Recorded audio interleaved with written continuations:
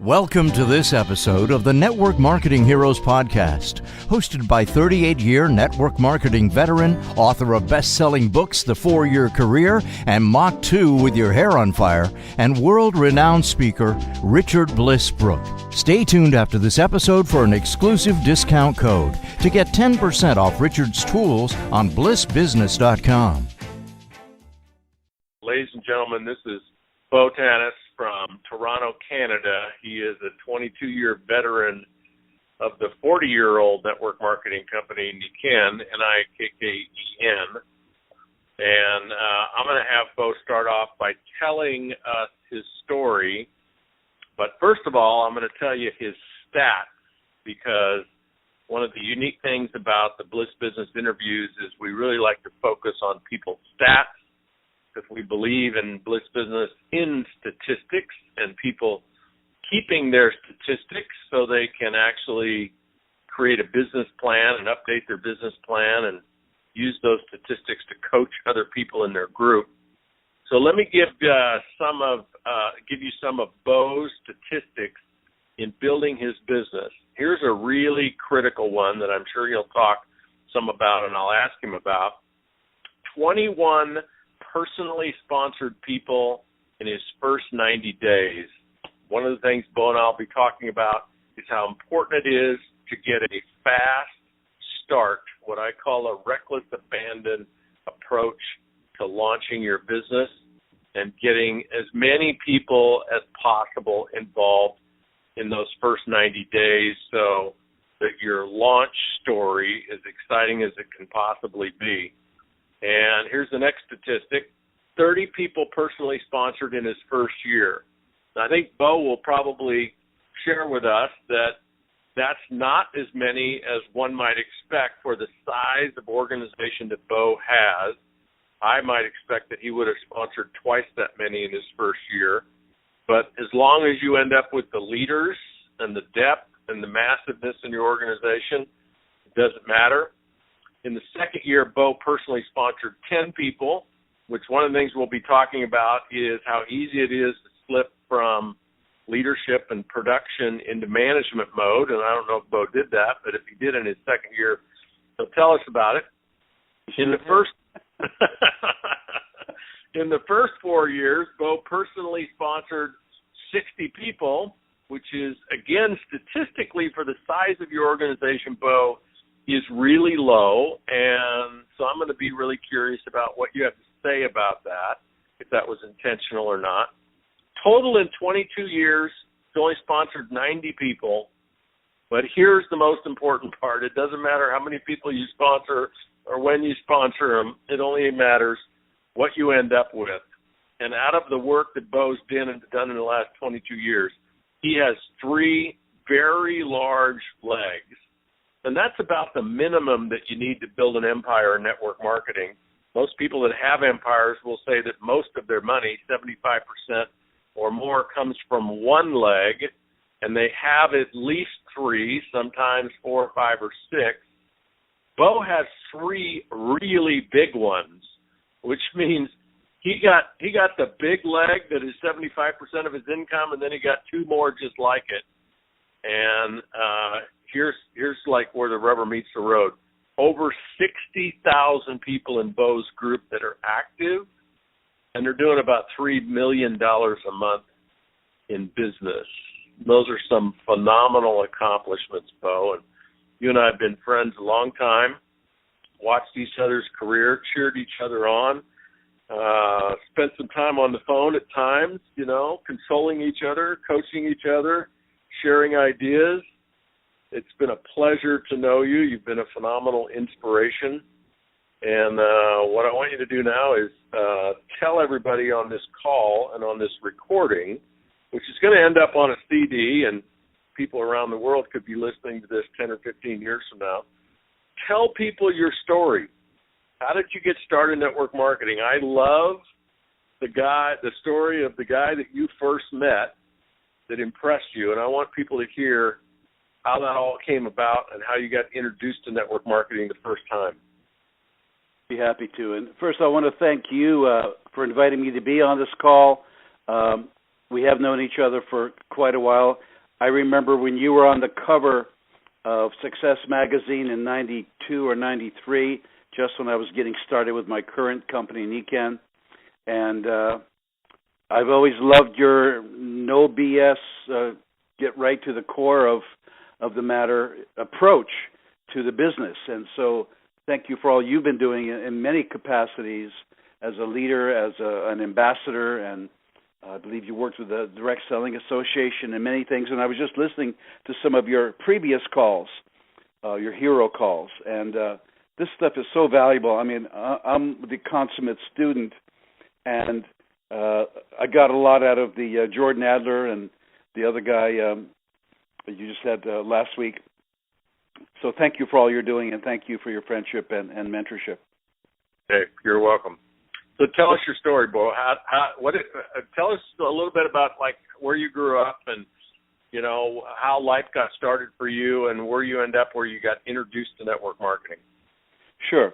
Actually, I was born in Germany. My parents are Ukrainian, where they met after the World War II, and we emigrated to the U.S. when I was very small, 2 years old, and I grew up in New Jersey, and eventually moved to New York, where I studied art and music and drove taxi cab when I was trying to survive in the crazy city of New York.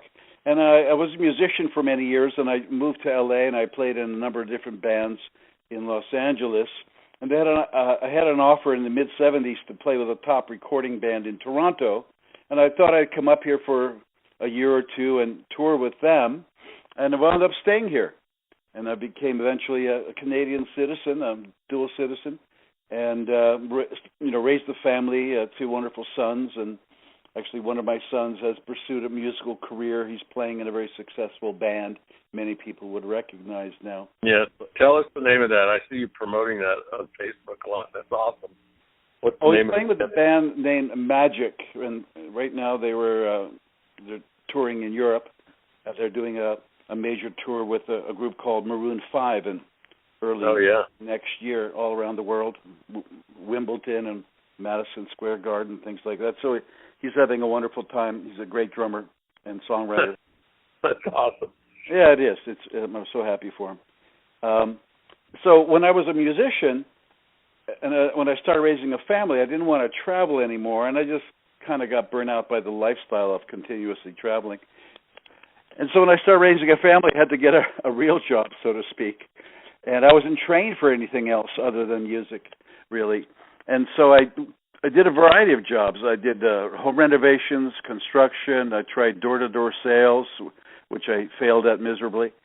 Eventually, I was managing a small advertising company. But after a number of jobs, I realized you cannot make real income working for somebody else.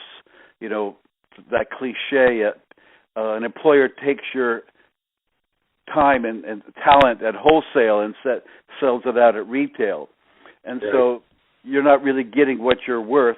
If you have a desire to do more, you can do more. And that's the good news of network marketing, is that other people are doing it, have done it, and if they can, why not you? And I was introduced to network marketing. Actually, before network marketing, I decided to become an entrepreneur, and I opened up a video store that was very successful. I experienced the tremendous power of good timing in the 80s. You know, nobody had a VCR then, and by the end of the 80s, everybody had a VCR. And so I had a couple of video stores. I had a wholesale business. Eventually, I sold those and opened up a restaurant and lost everything. Like everything. And some of the bank's money. So that was, that was painful and very stressful. I went through some life changes there. But they say, if it doesn't kill you, it makes you stronger, and there were lessons to be learned. Right. And like Jordan Adler, you were saying on a recent call, it's not how much money you make, it's how much you keep. That also is an important part of it.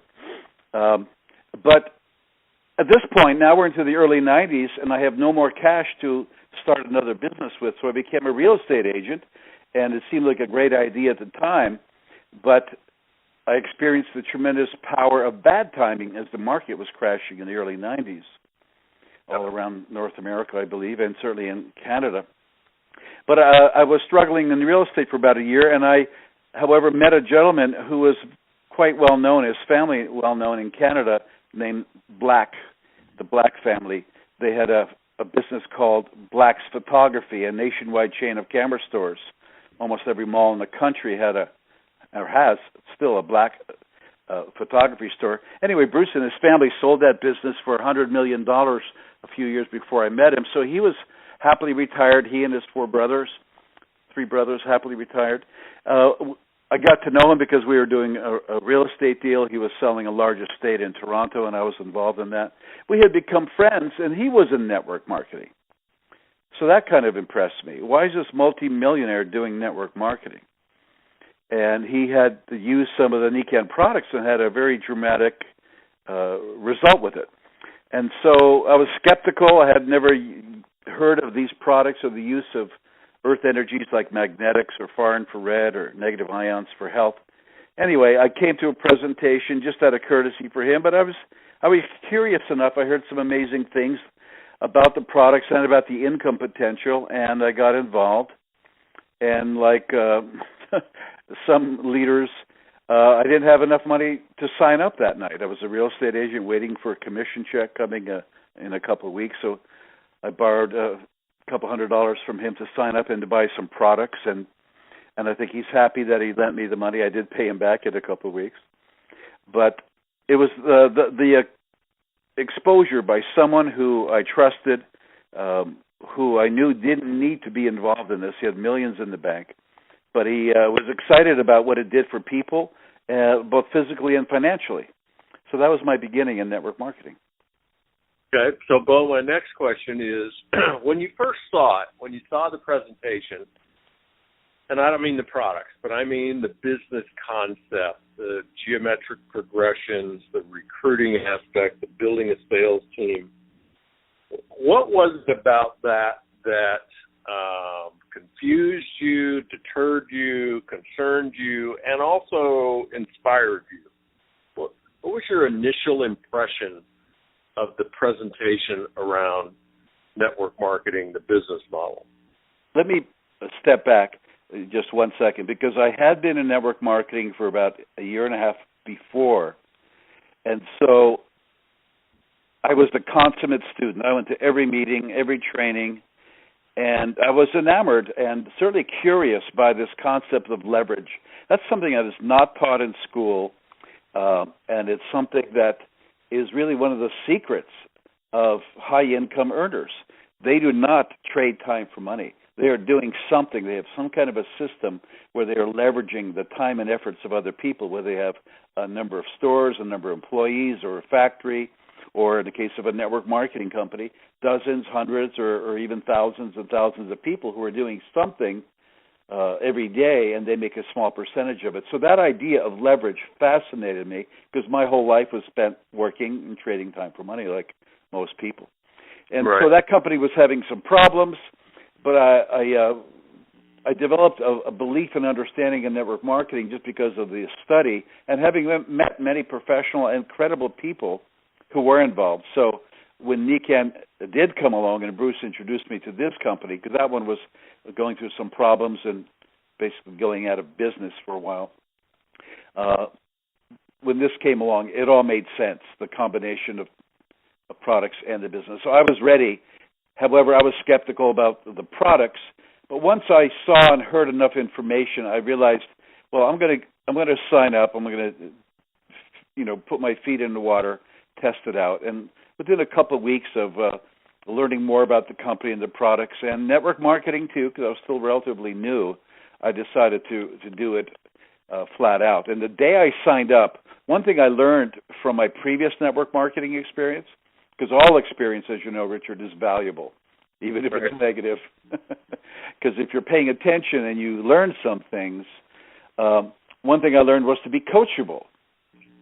And I was not coachable in my previous company because I came from real estate, where nobody told you anything of value.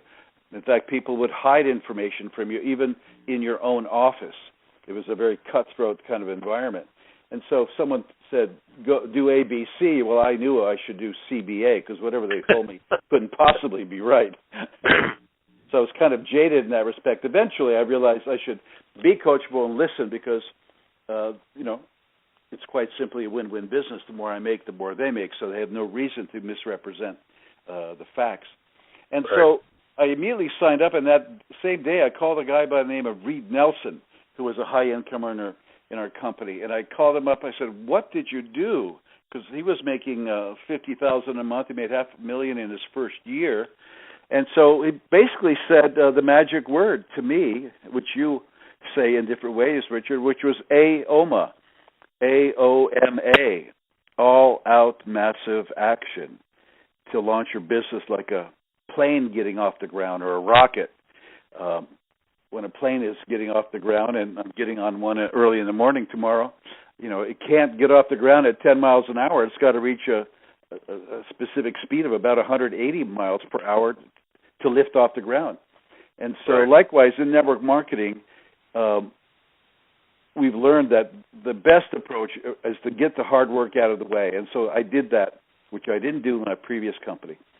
So I made a plan to put together 100 information packages. This is back when we had, of course, audio cassettes and VHS tapes. And I wanted to put 100 tapes in 100 hands in 100 days.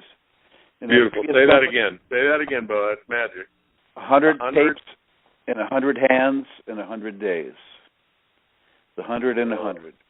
Yeah, beautiful. And, you can word it different ways, but that number made sense to me because in my other experience, my previous experience, I was chasing people who weren't interested in doing anything. And when I interviewed people who were making high income, 6 or 7 figures annually, they did what you talk about, what all the top leaders talk about, which is to create massive action to launch your business with a big push, a 90-day push. So I did that. I sponsored 21 people in my first 90 days, and I had some great success, and I found a couple great leaders in my second and third and fourth levels. As it turned out, none of the people that I personally sponsored became superstars, but they led me to someone who did, or in the second or third levels. Yeah, which as long is oftentimes the case, and doesn't matter. It doesn't matter, and finding them is not a good idea. It's everything. Yeah. If I didn't find those people who had extraordinary desire and work ethic, and let me ask you, Richard, this is one thing I've observed. Not everyone is ready to earn high income. Psychologically, mentally, spiritually, whatever it is, some people feel that if they earn high income, they may become a bad person, or there's some negative connotation with high income. Some people have already resolved those issues in themselves and are chomping at the bit to make 5, 10, 20, 30,000 a month or more. And so finding those people I found was really extremely important. Yeah, the distinction there that I talk about in one of my books, Bo, is the difference between what people want and what people expect and demand of themselves. And people can talk about making $10,000 or $20,000 a month, but if they don't have a vision of themselves earning that amount of money, if they don't give themselves permission to earn that kind of money, if they don't hold themselves worthy of earning that kind of money, then it doesn't matter what they want. They'll just sabotage themselves. So in going out and finding, the key that in network marketing is to find ambitious people that want a great deal more out of life.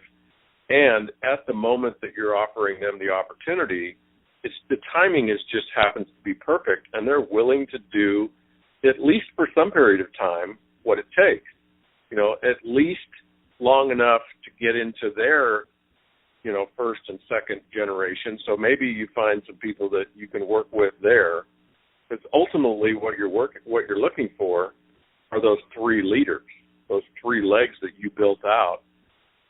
That's what makes for a network marketing empire. Is it always comes down to leadership.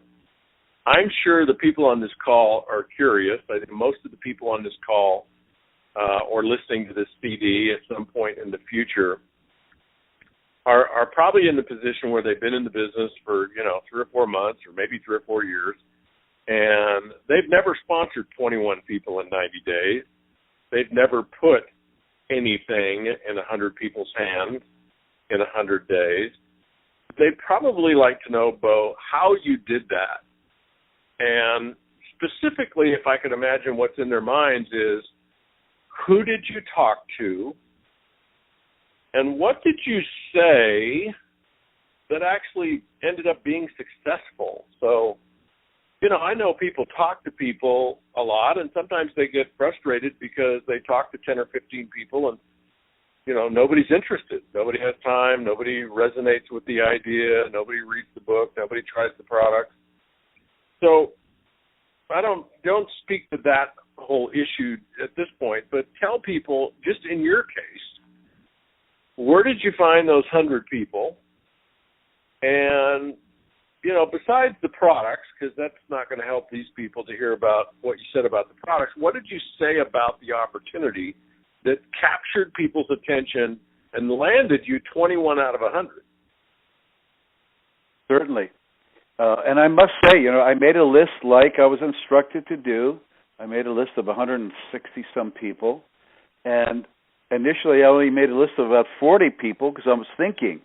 And I've learned that when you're making a list, stop thinking and just start writing. Often people are thinking, oh, Richard Brooke, oh, no, he's too successful. Oh, Joe Smith, no, he's too unsuccessful. You're thinking, who might want to do this? Big mistake. Just write as many names as you possibly can. It may take 2 or 3 hours or longer. Put them on paper, put them on a spreadsheet, whatever you do. I like some of the training material by M.J. Durkin, where he really suggests actually writing it on paper and keep it in your pocket as a mental trigger every day to add new people to the list. But make that list as long as possible, and then go over it with people who you are working with, whether you're a sponsor or someone in their upline who's already successful, and let them guide you in selecting who to approach first. Pick the top 10 or top 20, and if you really think about it, you could come up easily with at least 100 names, and if you're able to, come up with 300, 400, 500 names. Make that list as long as possible. So I started approaching people. I was going through a rough times. I had just gone through a bankruptcy and a divorce. It was, and I was working in a crappy real estate market, 2 step forward, 3 step back. And I thought, I have no time and no money to do this. But I knew if I didn't make a change, nothing was going to change. So I had to make something happen. And so for breakfast, for lunch, whenever I could, I'd call somebody, I'd meet somebody for a coffee, and I would tell them, look, I'm doing something new. You've got to check this out. And I would talk about the concept of leverage. But one thing I learned to do pretty quickly was to not just yap at them, but to ask some questions. See where they are in their life. What do they like? What kind of questions did you ask them? I'm sorry? What kind of questions did you ask them? Well, I learned something from a study called NLP, Neuro-Linguistic Programming, which I had taken a couple classes on. Not that it's necessary, but it was just simple, interesting questions. And I would ask you, Richard, so tell me, what are you doing? And you tell me you're a real estate agent, you're a school teacher, you're a truck driver, you're a doctor, whatever you are. And I would ask, what do you like best about what you're doing? And I would listen carefully because you tell me something that's of value to you, a value of some kind, helping people, making money, making a difference, whatever it is. Then I would say, what don't you like about what you're doing? And I'd listen carefully again because now you'd offer up a challenge, a problem that you want solving. Maybe you're not making enough money, you're working too hard, you hate the boss, you hate the commute, whatever it is. And I would then ask you to look at something that could be in harmony with that value and that addresses the challenge. And sometimes you have to ask some other questions because people aren't always willing to give you the truth. Can I give you an example? Yeah, please.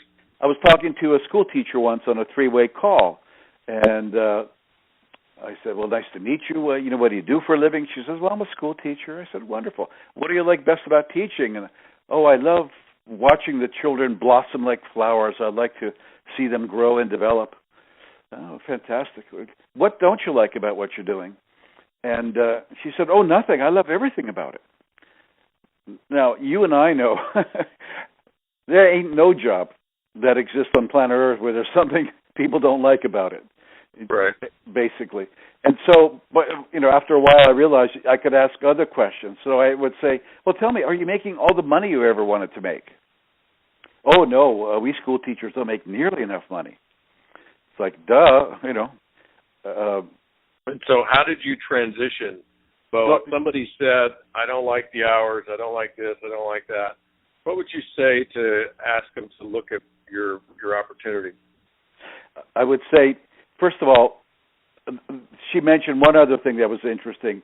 I said, "You want to keep doing what you're doing for the next 10, 20 years?" She said, "Oh, no, the politics and the backstabbing of the school board is terrible." Now it comes out. Now it comes out. So you could ask, other questions if you don't get those answers right away.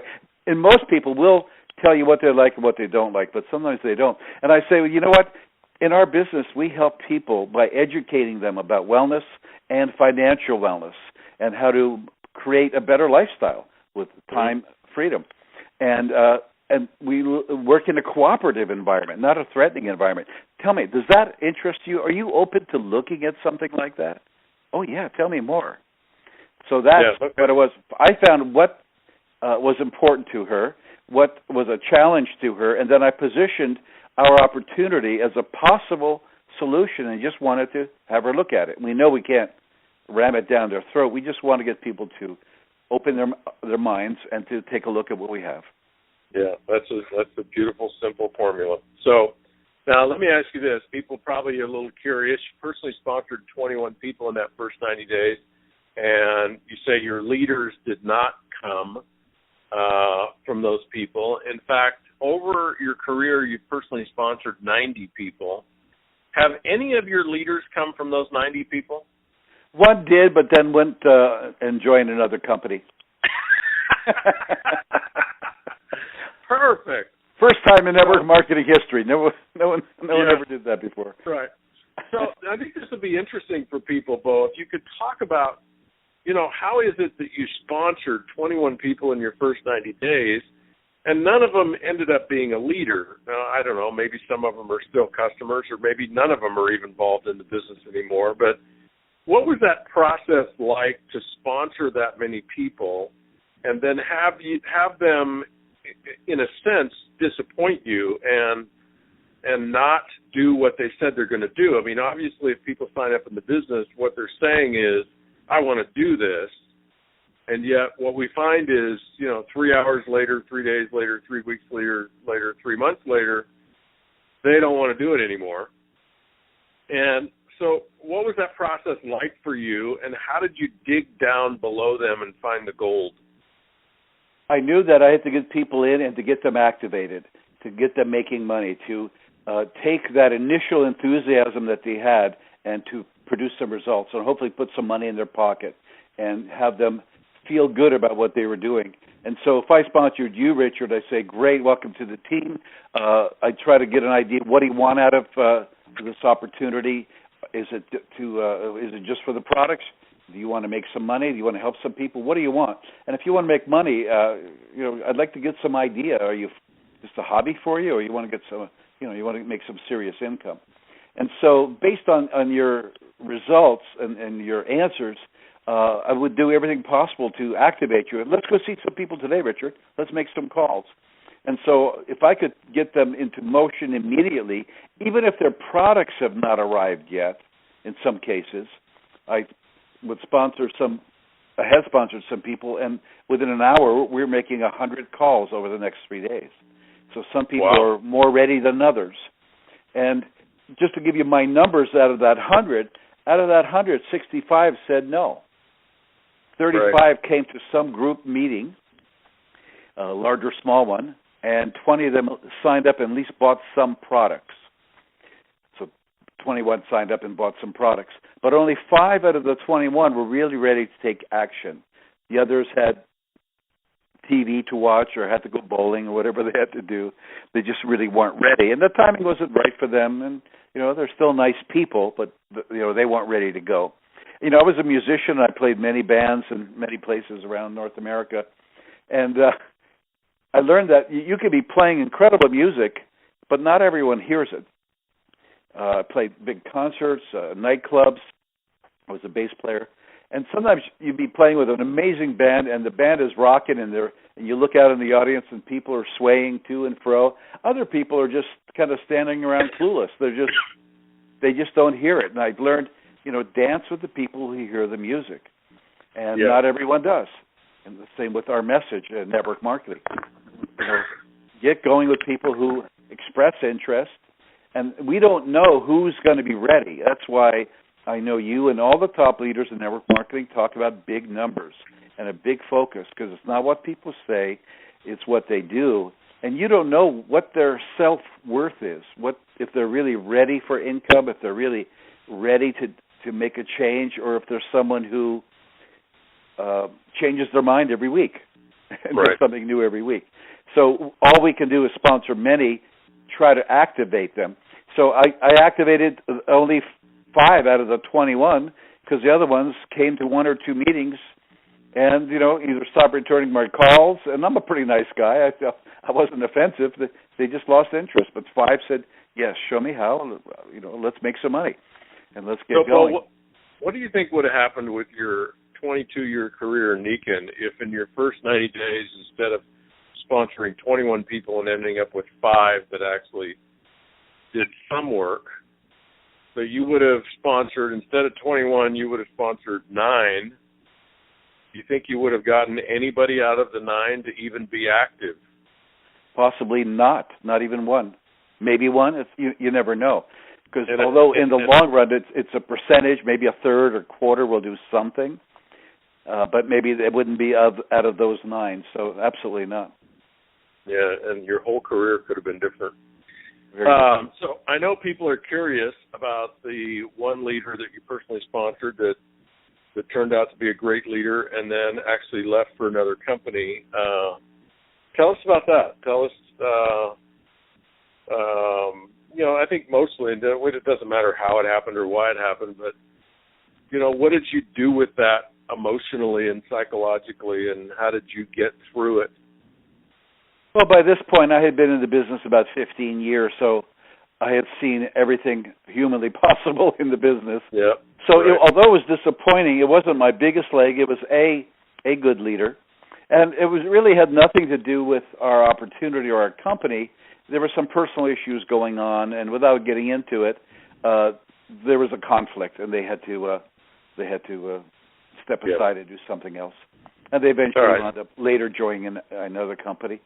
And doing well. I mean, people are going to do well. If they're going to do well in anything, they will. Right, yeah. All right, so tell us this. What is, over your 22 years, probably focus on your early years, what is the number one mistake that you either made one time or you made repeatedly that you believe cost you the most amount of money? I know you've done extremely well, but the framework of this question is, what do you know that you did once or multiple times that caused you to leave a big chunk of money still on the table? It was going into management mode. And for those who are in management mode, is where you spend more time telling people what to do than actually doing it yourself.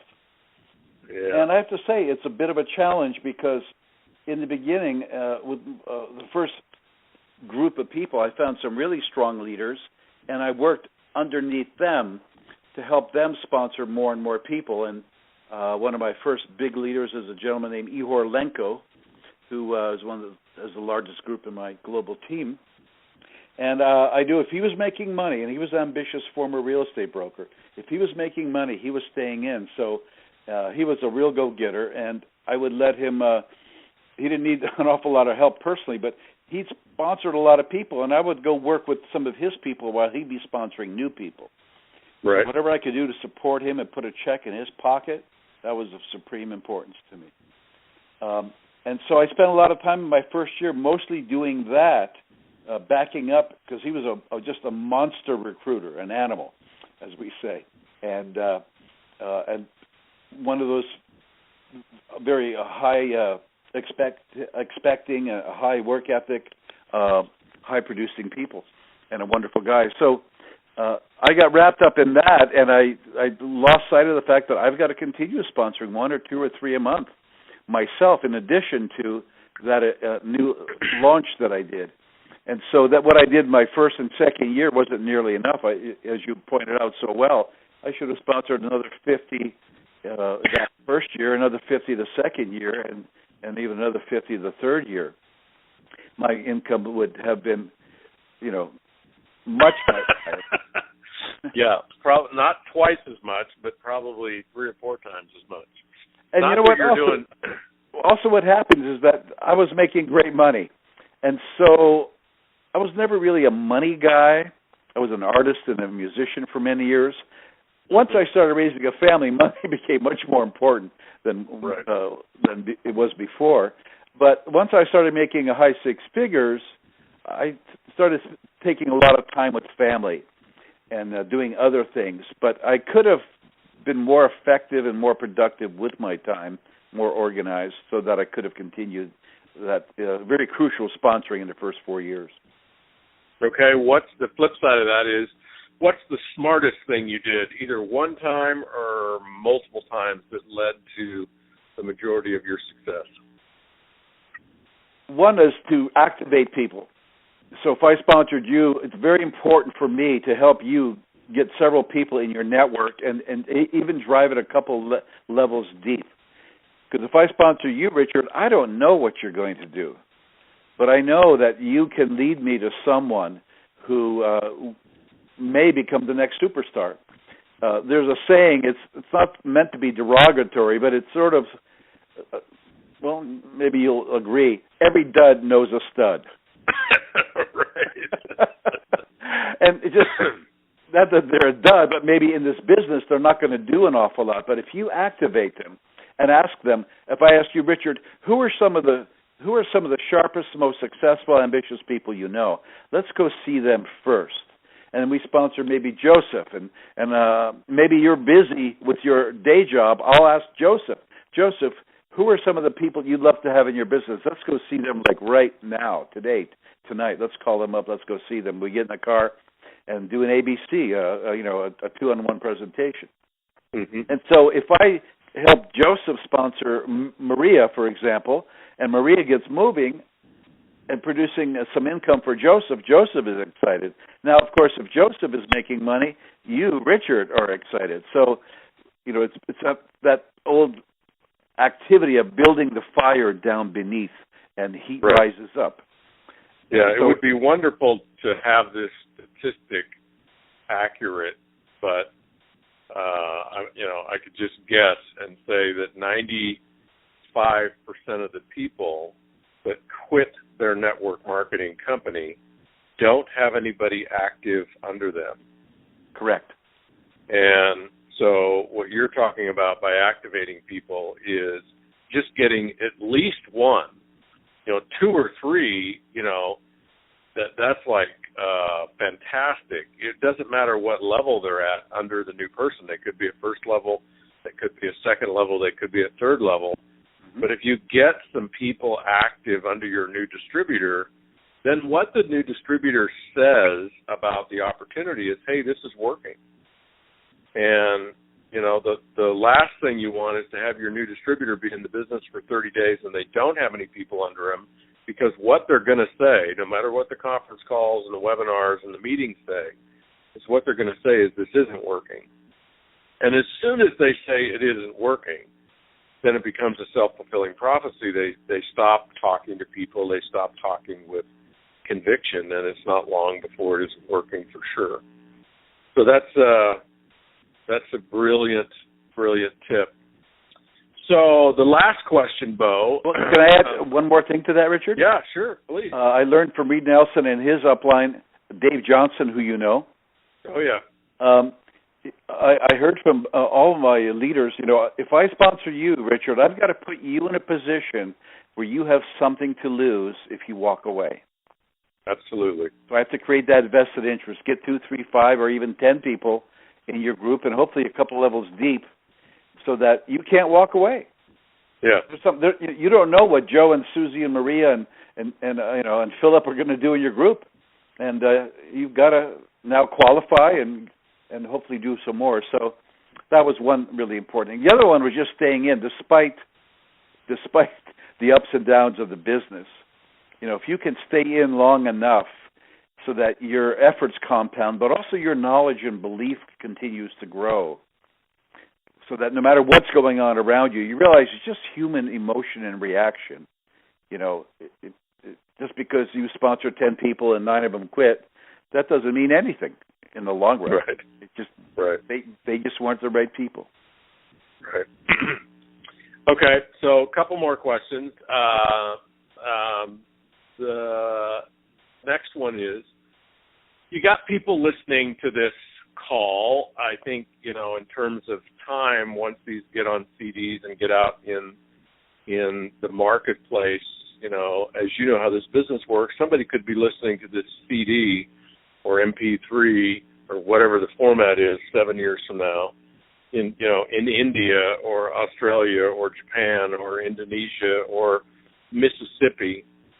And as you know, most of the people listening to this call, they won't have personally sponsored 21 people in 90 days. They won't have got 5 active people. They perhaps wouldn't have had the benefit of the type of mentoring and upline that you had. And they're going to be struggling. They're going to be struggling with their business, but more importantly, they're going to be struggling with their belief in the business. And if this portion of the CD is the last thing they could ever hear, like from this point on, all of their training and personal development is shut off. And if they're going to make it in this business, it's because of what Bo Tanas is going to tell them in the next 2 or 3 minutes. If you could only tell them one message in 2 or 3 minutes to give them the best shot of making it, what would you tell them? Anything worthwhile is not easy.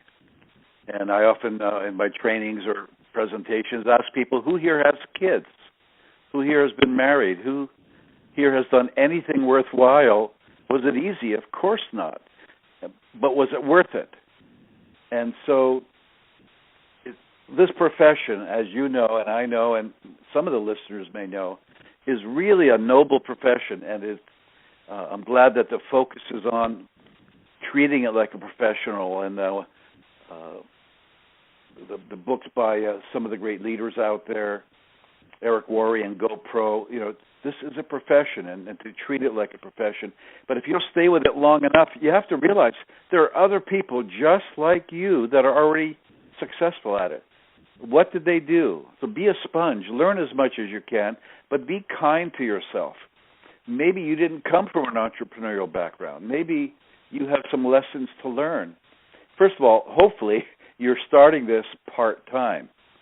So you've got a job, and will that job ever in a million years be able to turn your life around into a 6-figure or higher income? Whereas this business can with a very small investment. And also the fact that it's so gratifying. Most companies have some really good products, so you're benefiting people in some way with products.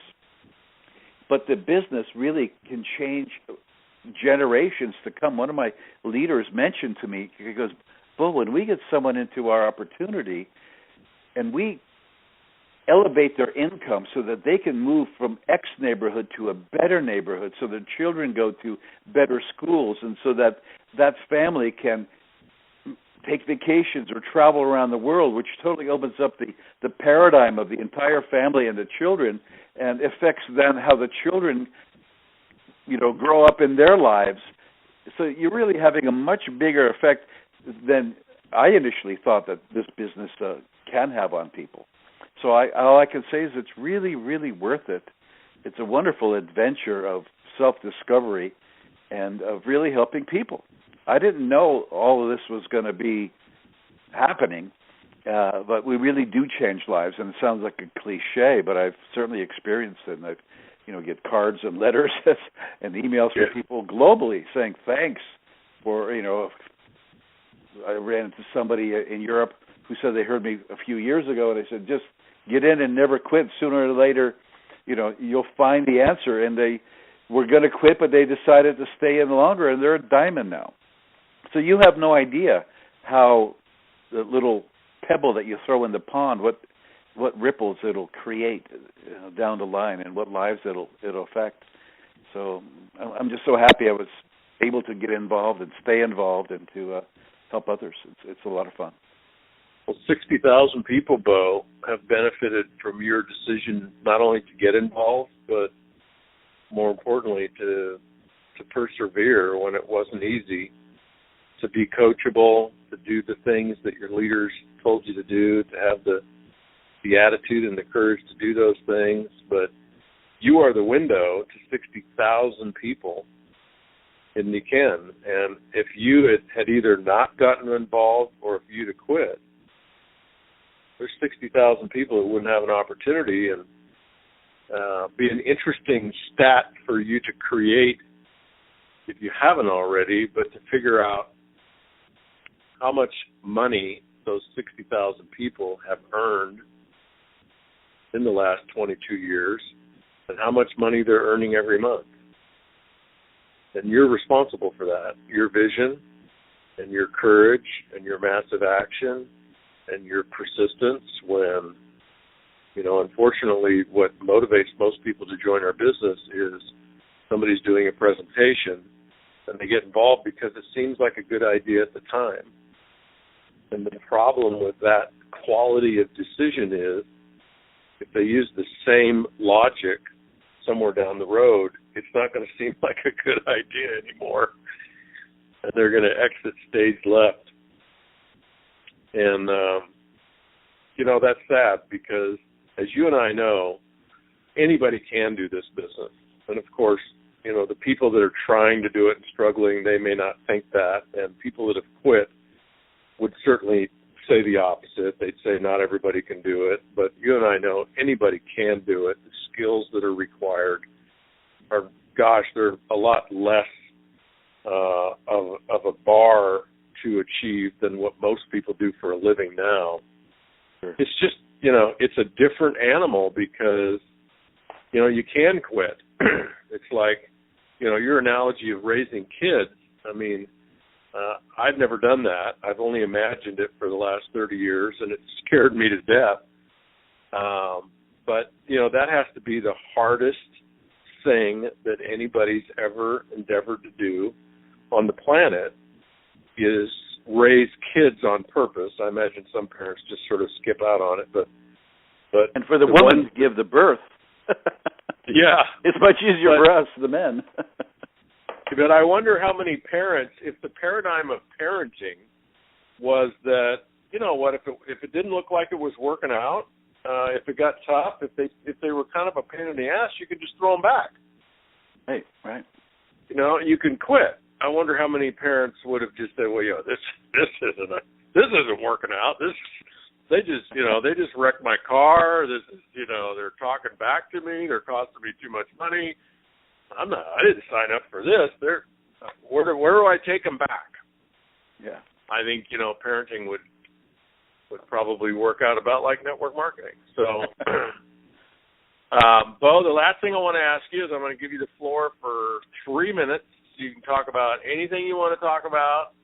And I am curious, as a thread in that, you've been at this with this one particular company for 22 years. I know you're kind of semi-retired, but what can we look forward to Bo Tanas and his organization and Nikken doing in the next 10 years? What's your current vision? What's your current plan? Well, first of all, I recognize that despite the success we've had, we haven't even scratched the scratch of the surface. The potential is so massive, it's hard to imagine, and not just for our company, but for all companies. Because one thing I've learned is that the human population grows much faster than all network marketing companies combined. In fact, we have negative penetration into the marketplace relative to population growth. So the opportunity is really unlimited, for all companies, because everybody needs what network marketing companies offer. People need more income. They want a better quality of life. They want to spend more time with their family, and they want to do something that's meaningful. And also, people want to be part of something that's bigger than they are. Most companies have a mission, a vision, what am I thinking of? They're doing something that's making a difference in the world, and it's very gratifying to be part of that. And so, although I've been semi-retired, I'm still doing stuff. I plan to sponsor new people this coming year. I've actually had the good fortune of being able to create quite a bit of freedom in my life to travel and do things with my family, but also to pursue other things like getting back into music. I'm writing some music, but I'm also working on a screenplay. Wow. Yeah. In my travels, I experienced some wonderful places and had some great ideas to make a movie. So one thing you learn, and I know you know this, Richard, is that you can do pretty well anything you can decide to. And if you don't know how to do it now, you just start and you'll figure it out on the way, right? And so, and if you have income coming in and what you don't know, you can hire someone to do. And so, absolutely exciting to be able to work on a creative project like this while still be involved in my opportunity. So, well, that's beautiful. It is beautiful, and it's so much fun. And you also realize, just one final comment, is that you and I and all of us are worth so much more than we're trained to believe, and that we're capable of so much more. So I've heard you and I've heard other leaders say or ask the question, are you tired of playing small? And I think that's a powerful question. Marianne Williamson. Are you aware that you could do more? Do you have dreams to do more? And give it a shot. Go for it. Well, Bo Tanas, your story is legendary. It's epic. It's authentic. It's sincere. It's heartwarming. It's courageous. It's inspirational. And I appreciate you investing this hour in everybody that's listening live and everybody who will ever listen in the future of this recording. So thank you, my friend. Also, thank you for your book. We're starting to incorporate using the 4-year career as a prospecting tool.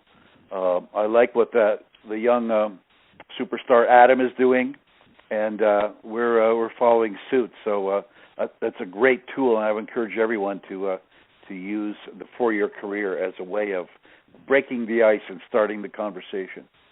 Yeah, it's working well. Thank you, Bo. Have a great trip to San Antonio. Appreciate your time. Thank you. Thank you, Richard. Good night, everybody. Good night, everybody. Thank you for joining us on this episode of Richard Bliss Brooks Network Marketing Heroes Podcast. For more invaluable training tools, such as audios, videos, and of course his best-selling books, The 4-Year Career and Mach 2 with Your Hair on Fire, head to blissbusiness.com. For 10% off your order, use discount code HERO at checkout. If you're serious about building your business, make sure to subscribe to Richard's blog for all the latest tools and articles.